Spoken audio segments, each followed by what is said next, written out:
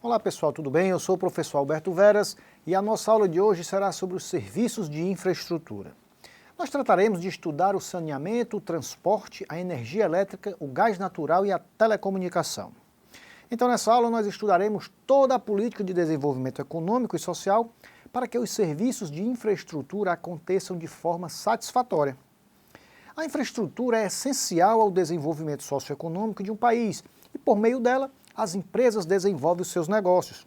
Para um melhor entendimento, é importante saber que investimento em infraestrutura significa mais desenvolvimento para a sociedade, já que o setor era responsável por oferecer as bases que outros segmentos precisam para desenvolver projetos de grande impacto.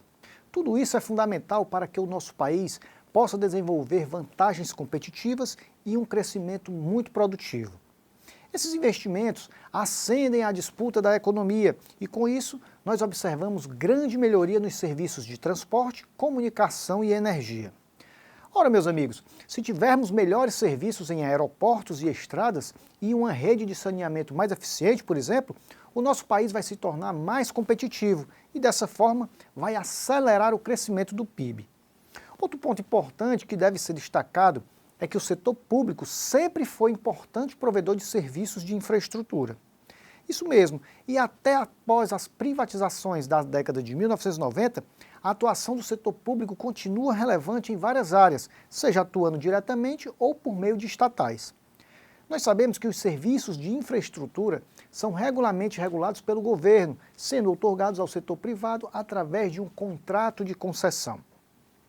Veja bem, para termos avanços no saneamento do Brasil, a sociedade precisa participar ativamente. A falta de saneamento acarreta problemas como a mortalidade infantil, atraso escolar e poluição dos rios. Por outro lado, o saneamento proporciona alguns benefícios como atividade na indústria e no comércio e na valorização imobiliária. Então, o investimento em saneamento é muito importante para o desenvolvimento de um país e, dessa forma, toda a sociedade desfrutará de uma maior e melhor qualidade de vida. O serviço de saneamento básico pode ser prestado por empresas públicas ou privadas e também em parceria entre essas duas frentes. Nós sabemos que ter um bom abastecimento de água, tratar os esgotos, drenar as águas pluviais e coletar os resíduos são serviços fundamentais e que faltam investimentos no Brasil. No campo do saneamento, os investimentos abrangem aspectos como ambientais, sociais e econômicos. Após essa análise, nós destacamos que o novo Marco Legal do Saneamento Básico deve resultar em 498 bilhões de reais de investimento direto na expansão das redes de distribuição de água e coleta de esgoto no país até o ano de 2033. A Lei nº 14.026 de 2020 atualiza o Marco Legal do Saneamento Básico e altera a Lei nº 9.984 de 2000, para atribuir à Agência Nacional de Águas e Saneamento Básico, a ANA, competência para editar normas de referência sobre o serviço de saneamento, destacando que nós teremos uma aula tratando especificamente sobre esse assunto. Passaremos à infraestrutura de transporte, que é a engenharia que cria e constrói sistemas que transportam pessoas e bens de consumo de um ponto a outro. São as rodovias, ferrovias, aeroportos, hidrovias, canais, tubulações e terminais de embarque e desembarque. O investimento em mobilidade urbana e na construção de estradas, aeroportos, ferrovias, hidrovias e portos é fundamental para o desenvolvimento econômico, uma vez que repercute no deslocamento de pessoas e mercadorias. O Brasil vem enfrentando uma crise no sistema de transportes, causada pelo aumento no preço dos combustíveis, e essa situação tem afetado a vida de milhões de pessoas em todo o país. Vamos observar as mais variadas formas de transporte em nosso território brasileiro. As rodovias são a forma mais comum de transportes de carga no Brasil. O grande problema é que muitas estão abandonadas, a maioria sem pavimentação ou em péssimas condições. Algumas estradas nacionais são privatizadas e, de certa forma, criam uma diferença significativa de qualidade entre elas e as que ainda pertencem ao governo federal e aos estaduais. As ferrovias. Logo de início, os trens funcionavam como a principal forma de transporte de cargas e pessoas. Ocorre que tivemos um aumento dos carros e das rodovias e, de certa forma, eles foram deixados de lado. Atualmente, a maioria da malha ferroviária serve apenas para o transporte de minérios. A mineração de ferro é uma das atividades mais lucrativas e benéficas para as finanças do Brasil. A extração desses minérios ocorre principalmente nas jazidas localizadas em Minas Gerais, Mato Grosso do Sul e no Pará.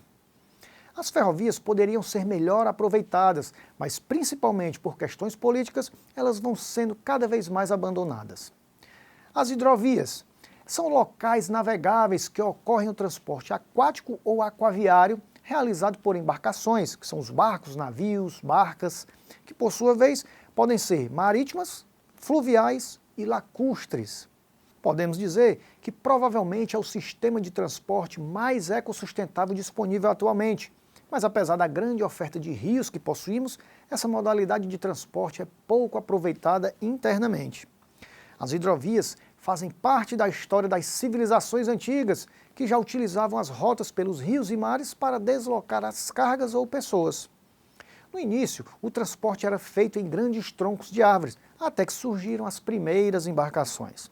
Atualmente, com o avanço da cartografia e da tecnologia, surgiram muitos tipos de embarcações, os quais atravessam rios e mares, desde navios transatlânticos, barcos e entre outros. Os transportes aquáticos é vantajoso na medida em que transportam grandes quantidades de carga e a longas distâncias, sendo um transporte muito utilizado para o comércio interno e externo, bem como para o turismo, que são as viagens de barcos, cruzeiros e entre outros. E também temos o transporte de pessoas, que são os barcos, as barcas e os navios. Temos agora os aeroportos. O transporte aéreo necessita de muitos recursos, sendo o sistema de locomoção inventado mais recente. O avião é considerado o meio de transporte mais rápido e o mais caro. Destaque-se que, com o avanço da tecnologia, acreditamos que a tendência é que esse meio de transporte passe a se tornar mais comum e mais barato, até que o envio de cargas ocorra pelo ar.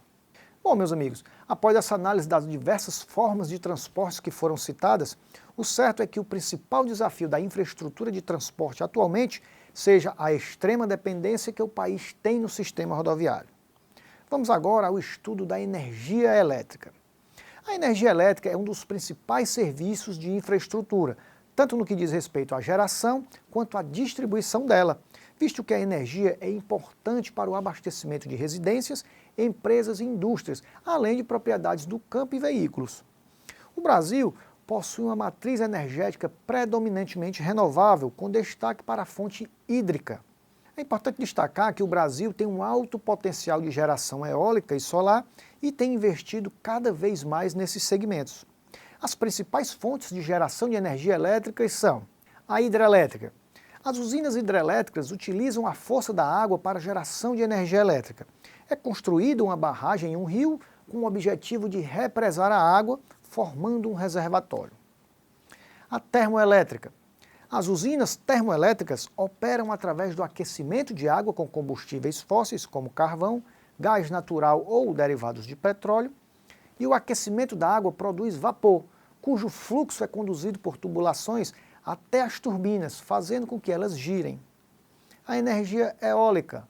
Os parques eólicos são construídos para aproveitar o potencial de vento e transformá-lo em energia elétrica. Elas funcionam através de turbinas que giram impulsionadas pelo vento. A biomassa é toda matéria de origem vegetal ou animal que inclui resíduos, plantações energéticas, plantações de árvores que podem ser também aproveitadas energeticamente e até mesmo resíduos sólidos urbanos, como por exemplo o lixo das cidades, resíduos rurais e os resíduos de animais. A nuclear. As usinas nucleares utilizam elementos radioativos, principalmente o urânio, para gerar energia. No processo de geração, o núcleo do átomo de urânio é desintegrado, liberando grande quantidade de energia térmica ou calor. A solar. A geração de energia solar ou fotovoltaica funciona através do aproveitamento da luz do sol, transformando-a em energia elétrica através de painéis fotovoltaicos ou de um sistema heliotérmico. É um tipo de energia totalmente limpa e renovável, já que o sol é um recurso que ainda não se esgotou. O gás natural é um composto de hidrocarbonetos leves, que é o metano, o etano, propano e butano, entre outros gases, oriundo da degradação de matéria orgânica. O gás natural é um combustível bastante versátil e o seu consumo é predominantemente na área de transporte, através do uso em veículos, substituindo o petróleo e o diesel pelo gás natural veicular, o GNV, que é um subproduto do gás natural.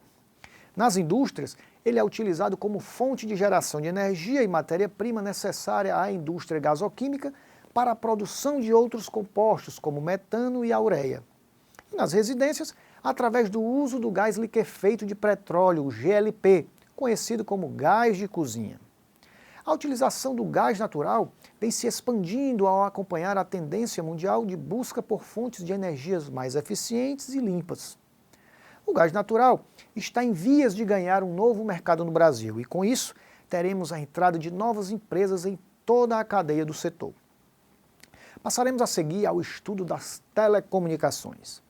A infraestrutura básica para o funcionamento de equipamentos e serviços de telecomunicações consiste de prédios, torres de transmissão, sistema de detecção e alarme de incêndio, sistema de aterramento e para-raios, sistema de ar-condicionado, refrigeração e sistema de energia. Meus amigos, um prédio de telecomunicação deve obedecer a critérios especiais de localização e construção, como, por exemplo, estar longe de aeroportos e estradas de ferro.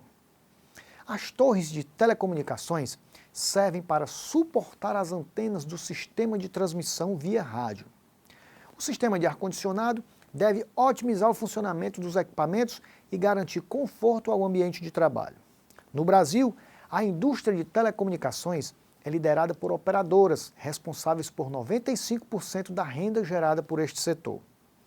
As empresas de telecomunicações operam a partir de uma rede de infraestruturas utilizadas para oferecer cobertura celular e que precisa ser modernizada conforme a tecnologia vai evoluindo.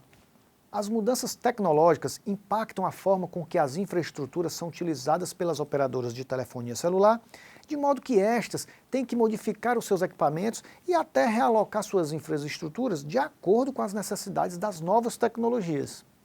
A grande dúvida é saber o que vai acontecer com a infraestrutura atual nos próximos anos com a introdução da tecnologia 5G. A infraestrutura de telefonia celular atual tem que ser modernizada para acomodar a tecnologia 5G, incluindo as torres e as antenas. Não é possível prever com exatidão quando a tecnologia 5G será distribuída no Brasil. No entanto, sabe-se que as principais operadoras de telefonia celular que atuam no país atualmente já estão se preparando para a chegada desta nova tecnologia. Algumas operadoras já realizam testes com a nova tecnologia no Brasil, mostrando que o 5G não é uma realidade tão distante da indústria de telecomunicações brasileira e de seus usuários. Pois bem, meus amigos, estamos concluindo aqui a nossa aula de hoje e eu espero que vocês tenham gostado. Eu sugiro a vocês que verifiquem na sua área do aluno o material didático disponibilizado de forma mais aprofundada para melhor fixar os temas aqui discutidos. Bons estudos e até o nosso próximo encontro.